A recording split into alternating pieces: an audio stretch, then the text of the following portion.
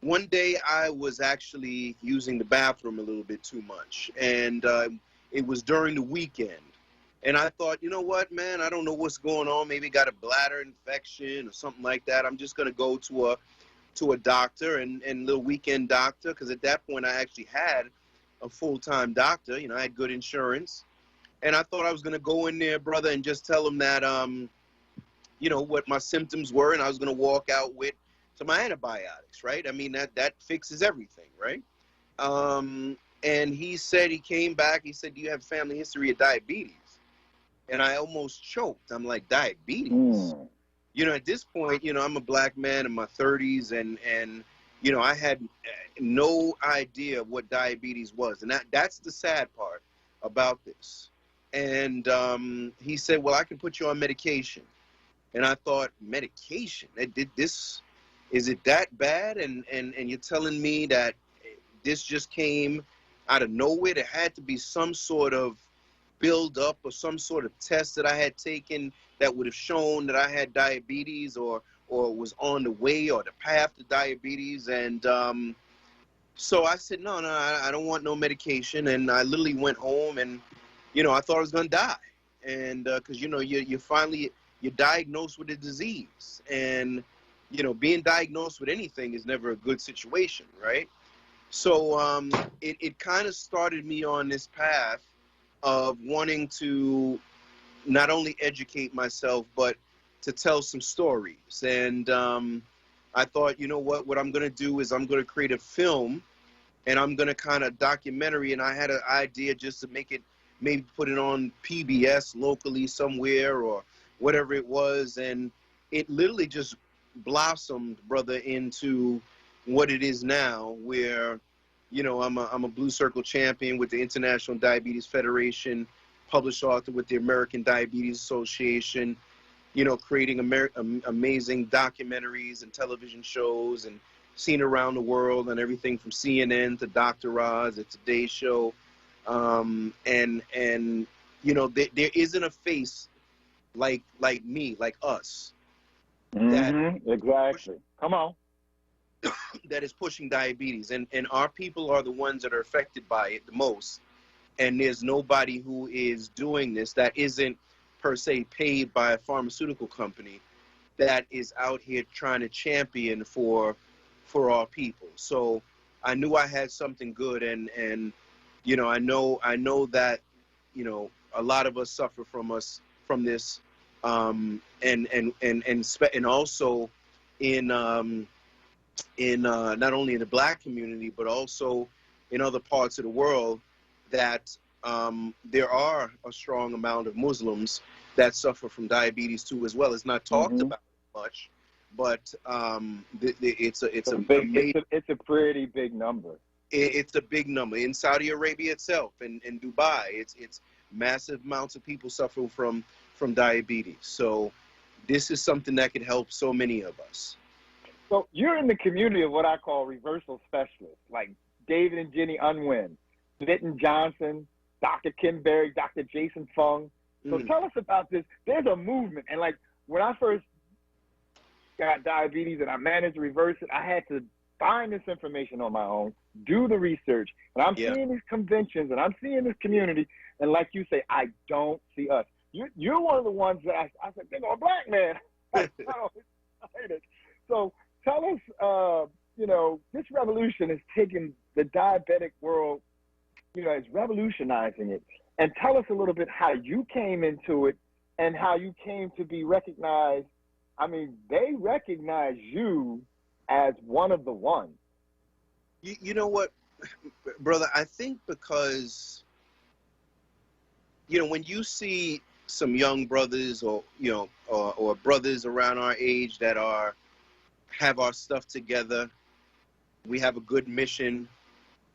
We have some really good information. We put ourselves together right. I think that they saw the integrity behind what I was trying to do. And, you know, we need to have more, not only of us who are examples and role models in health, but just overall, I believe that health heroes should be the rock stars. You know, when we focus a lot on the rappers and the singers and the basketball players, and these people are making millions of dollars just dunking the ball, just rapping a tune.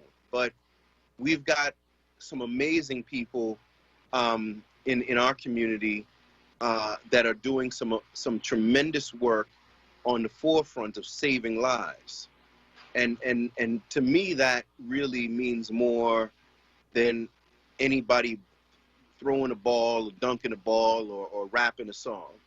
So I'm really glad that we have been recognized for the work that we're doing. And yeah, we were able to pull on some amazing experts, you know, Jason Fung, Maria Emmerich, Dr. Ken Berry, you know, the list goes on some of the people that I've worked with that, to be honest, have trusted a young brother. But you do not see you in that space, brother. We're just not there. And, you know, I think they got so post-COVID, they've got a big one coming up, I think in Seattle, Washington. And I would look at these conventions, and I would see these keto conventions and these reversal conventions, and it would just be hundreds and thousands of white clumps, former white clumps, the whole family standing inside of the pants of the white father. And they've all lost this weight, and I would not see you there. I would not see us there. And I was just so, once I managed to reverse my diabetes, then I started saying, well, how can I help? Just like you, how can I help my people? So tell us a little bit about keto and intermittent fasting and this thing you're involved with called Keto Chow. You know, the thing is that I got into keto just by bumping into it. And I think I started probably about 2 years ago. And I didn't know what I was doing. And I think that might be the issue that we're trying to solve right now, is to really educate people. Because keto, if you just go online and start looking up a few things, it can seem difficult. It can seem like, you know, a task. It's dirty keto, there's clean keto, and I think I started, brother, I was just eating, you know, all kind of eggs and steak and all this type of stuff, and I thought, man, you know, this I'm not sure this is the right thing to do. This can't be good, you know. What about cholesterol? What about hypertension? So I tried it for a little while and then came back to it, you know, maybe a few months later. I bumped into Dr. Ken Berry. I had done some work with Dr. Jason Fung on the intermittent fasting side of things, and really understood that, you know, intermittent fasting plays a major part of our life. You know, when we look at, you know, the whole 3 meals or 6 meals a day, you know, if you go back to, let's say, the Native Americans, I mean, you know, nobody was getting up in the morning saying they're making bacon and eggs, right? You're lucky at times if you're eating once a day. One meal. Yeah. There are parts of Africa now or the rainforest and the jungles of Brazil where you might not eat for 2 days. So this 3 meals a day, breakfast, lunch, and dinner thing. And snacks in between. Exactly. Is really a foreign idea. So being able to reset the body with intermittent fasting and using ketogenic as a way, as a lifestyle, where you're not taking in the carbs, the starch, the sugars, and you know, we're reprogramming our bodies to be what it originally was. So I tried it again and saw great success. And so tell us, how much did you lose weight, and if so, how much? Brother, I tell you, when I started initially, I want to say I lost about 20 pounds in about a month and a half. I mean, it fell off, right? Fell off. And it was so easy. That's the thing. You know, I talk to a lot of, even some Muslim brothers that I work with, man, who have diabetes, and hopefully he's going to listen to this too as well. And a lot of this really is in our minds. If we do what we have to do, we can save our lives. This, you know, diabetes is a killer. It takes more lives than AIDS and cancer combined. And if we don't do what we're supposed to do, this is a death sentence to us in many ways. So, tell me, if I may interrupt, tell me, what is the biggest misnomer about ketogenic diet that you have to dispel in your work?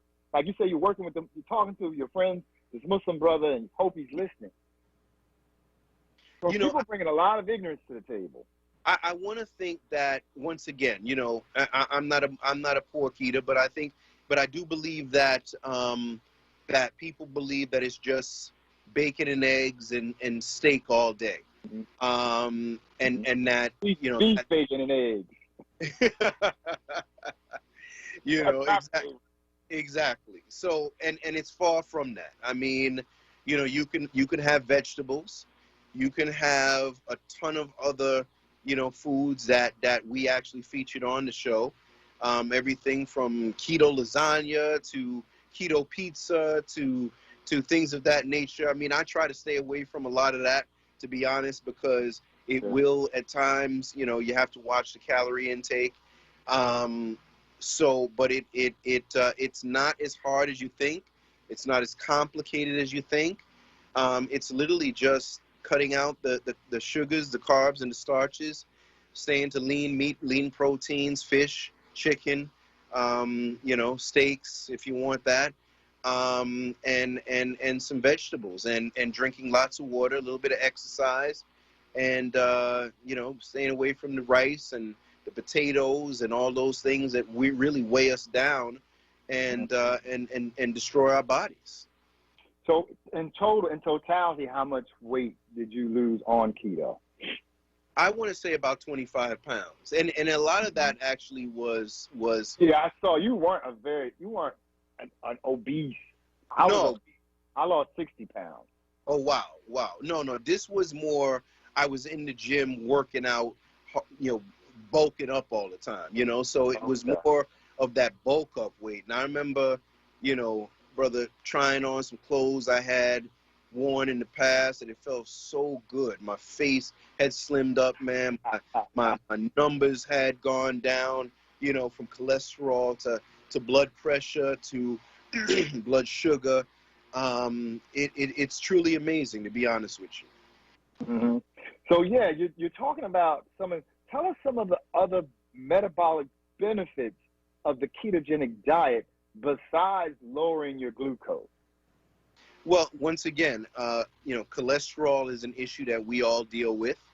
And all this red meat and people and eggs. Yeah. And cholesterol.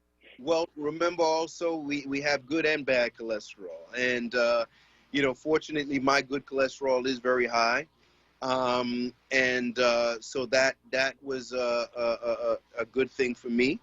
Also hypertension. Blood pressure is a major situation. Did you have hypertension? I did. I mean, it wasn't crazy, but it was enough where, I had to take like a 5 milligram of a drug to help try to.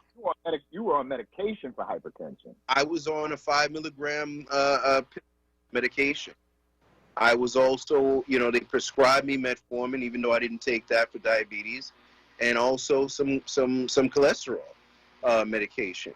And I didn't take that for maybe a year or two, and then kind of got scared when I wasn't on keto and figured, let me go ahead and take this. And see, that's one of the things too as well. That is the issue, is that we are quick to just listen to a doctor and jump on all three medications, right? Blood pressure, hypertension, and cholesterol. And we don't look at saying, hey, how can we naturally do this? And even if we do say, how can we naturally do this, we don't have a game plan. Whereas keto offers us a game plan with intermittent fasting of how to help combat these things. Obviously we're going to talk a little bit about the show, but when I look at the show right now in the series and I see people who have come off of being on insulin pumps based ketogenic diet, right, and also come off insulin and oral medications, So did you ever take the metformin or the insulin? Did you ever? I did, and it was one pill a day. I didn't take it every day, but once again, I didn't know any better. I thought that that this was gonna be the way that could help me. Once again, I didn't do it every day, but it wasn't until keto and understanding and watching Dr. Ken and Dr. Jason Fung and a few others that I really started to understand the But I was on 25 daily units and 1,000 of insulin and 1,000 milligrams of metformin. I had to take that every day. I was 60 pounds overweight.